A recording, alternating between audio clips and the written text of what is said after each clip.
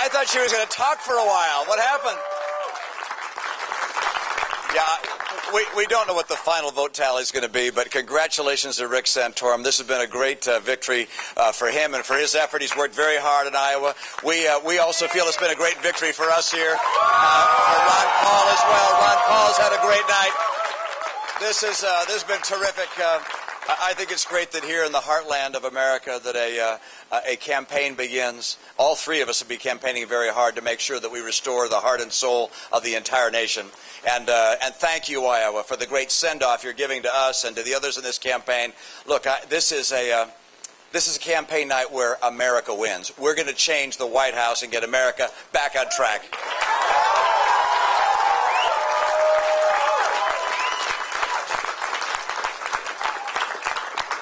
I'm proud tonight to have been introduced by my sweetheart of, well, I was going to say 42 years, but we've been married 42 years. We've been sweethearts for longer than that. And behind her, 4 of our 5 sons. One of our sons, Ben, is a resident at a hospital, and so he can't be here tonight. But this has been a family affair for us, and in this room, we feel like family with you. You guys have been extraordinary. For those that don't know, this volunteer team has done extraordinary work. I mean, I hope you understand. When I ran 4 years ago, we had 52 members of our full-time staff. This campaign, we've had 5. And you guys have done the work under the direction of Dave Kochel and Sarah Craig. They're just heroic. Thanks, you two, for the work you've done.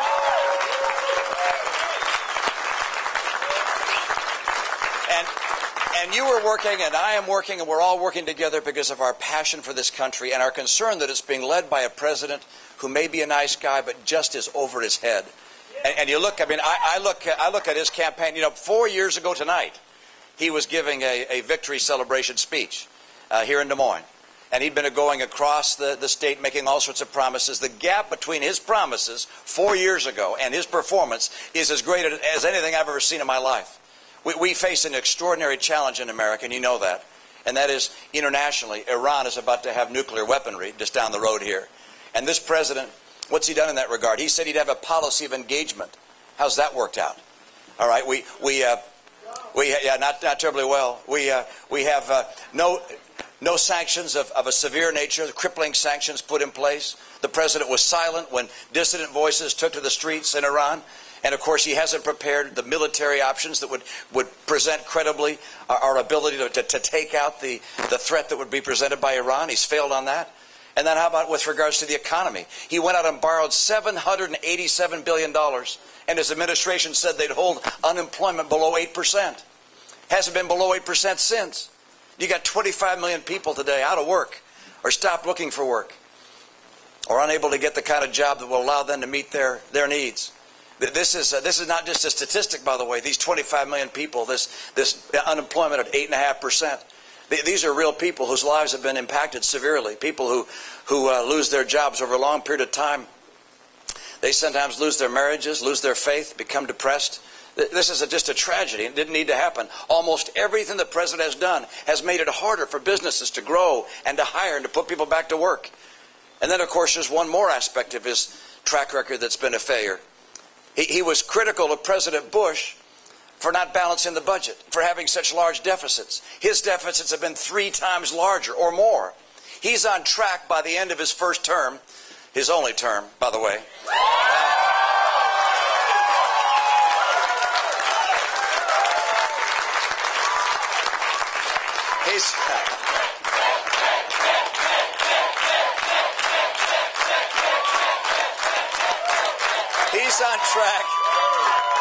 He's on track to put almost as much public debt in place as all the prior presidents combined. This has been a failed presidency.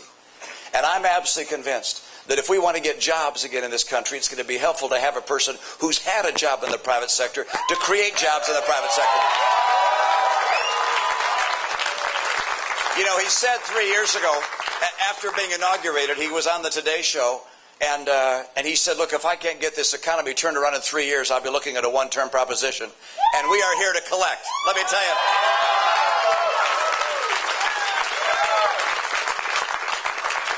will go to work to get America back to work by making America once again the most attractive place in the world for job creators and innovators and investors, and the jobs will begin to flow like they have in the past. I'll keep our tax rates competitive, get regulators and regulations to see their job is to encourage enterprise, make sure we open up new markets for American goods, and finally take advantage of the energy resources we have here in oil and gas and coal and nuclear and renewables.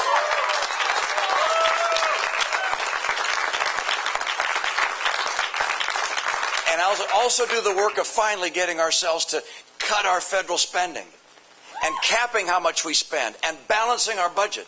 I think it's immoral for us to continue to spend our kids' future year after year, trillions of dollars passed on to the next generation, knowing we can't possibly pay it back. It's wrong, and under my administration, it'll end.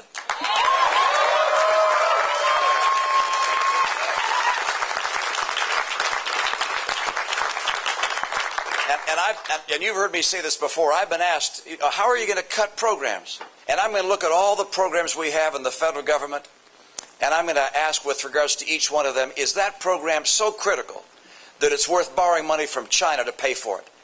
And on that basis, we're going to have a lot of programs we get rid of, and number one on the list is Obamacare. That'll be gone.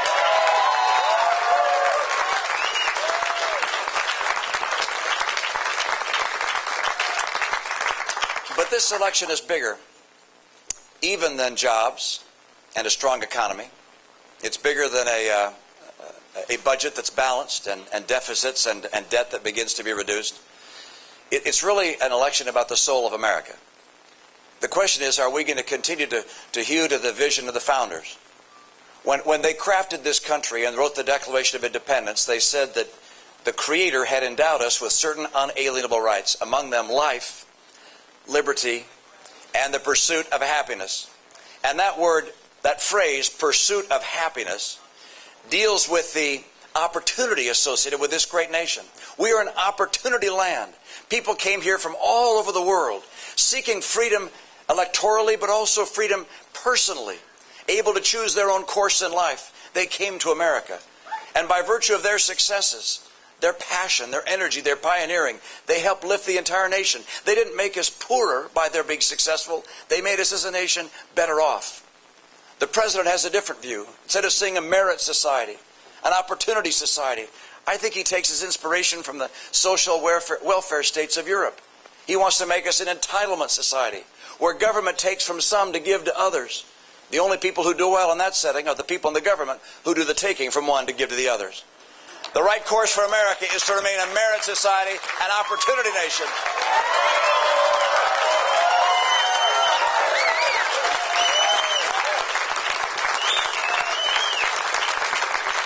The right course for America, economically, personally, morally, is for America to restore the principles that made us the shining city on a hill.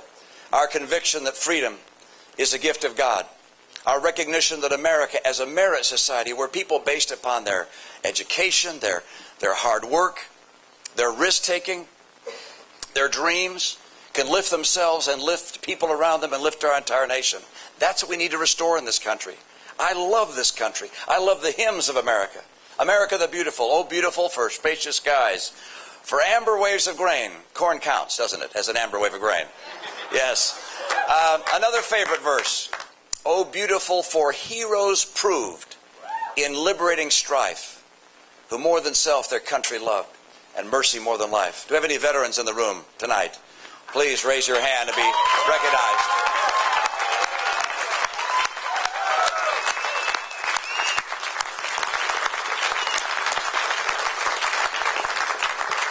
And one more verse, let me just quote. Oh, beautiful for Patriot Dream that sees beyond the years. The patriots, the founders of this country, had a dream that was not just for their time, but was an enduring dream. It sees unto our time. I don't want to do, as the president says, to fundamentally transform America into something we might not recognize. I want to restore the principles that made America the hope of the earth. I love our freedoms. I love our Constitution. I love our land. I love our people. And I love the fact that this is a land of opportunity. Let us restore the greatness of America and keep this land the hope of the earth. Thank you so much for all your help. On to New Hampshire. On to New Hampshire. Let's get that job done. Come visit us there. We got some work ahead. Thanks, you guys.